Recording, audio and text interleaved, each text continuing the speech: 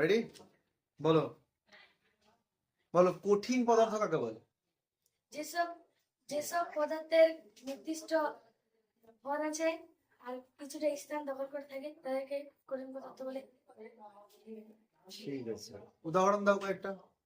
যেরকম table, chair.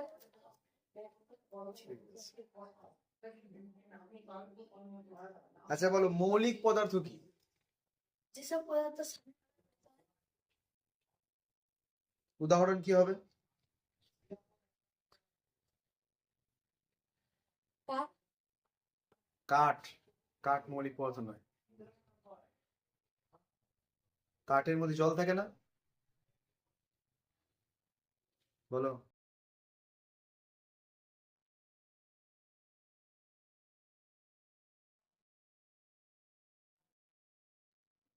আচ্ছা, একটা সিএল ক্লোরিনের ইলেকট্রন বিন্যাস দেখাও। পারমাণবিক সংখ্যা 17। গোল করে বোঝাবে, বুঝিয়ে বলবে, না না গোল করতে হবে না। গোল করে দেখাও আগে, ছোট করে।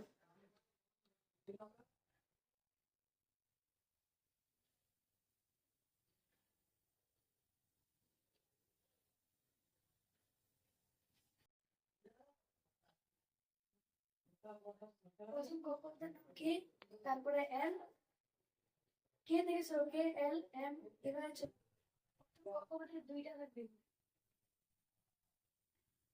এটা আমরা লিস্টার সূত্রের সাহায্যে পাই।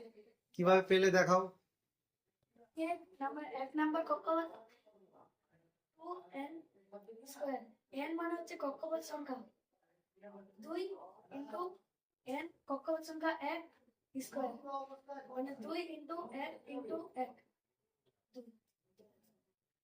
তারপর 2 নম্বর কক্ষপথে 8টা থাকবে। 2 নম্বর কক্ষপথ 4।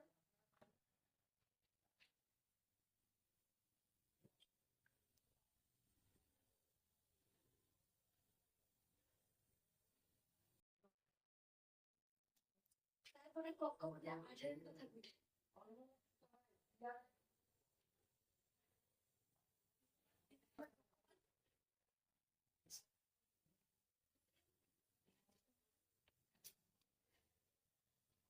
দশটা হয়ে গেছে, বাকি আছে 7টা, তার জন্য এখানে 7টা।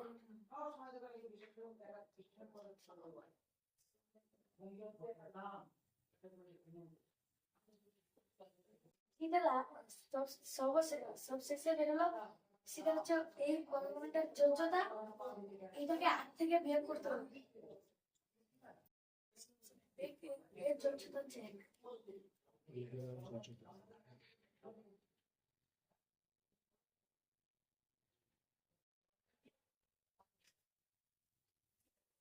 আচ্ছা, পরিশ্রাবণ পদ্ধতির সাহায্যে কি কি পদার্থকে আলাদা করা যায়? নুন জল। মানে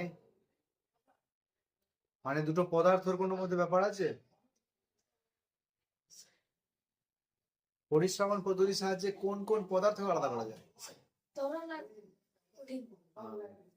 একটা আচ্ছা, পরিশ্রম পদ্ধতি কাকে বলে?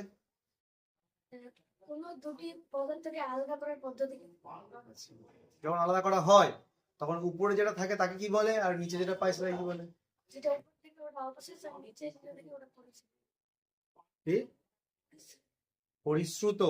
নিচে আমরা তরল পাই না কঠিন পাই? তরল। উপরে? কঠিন। তুমি বলবে, আমি কেন জিজ্ঞেস করি তোমাকে? আচ্ছা বলো, পরমাণু কটি মৌলিক কণা দ্বারা গঠিত? কি কি? ইলেকট্রন, কে কোথায় থাকে? ইলেকট্রন কক্ষপথে থাকে আর প্রোটন আর নিউট্রন এখানে থাকে মধ্যে থেকে সেন্টারে, এটা নিউক্লিয়াস। আচ্ছা, যদি কোনো পরমাণু ইলেকট্রন গ্রহণ করে তাহলে তাকে কি বলে?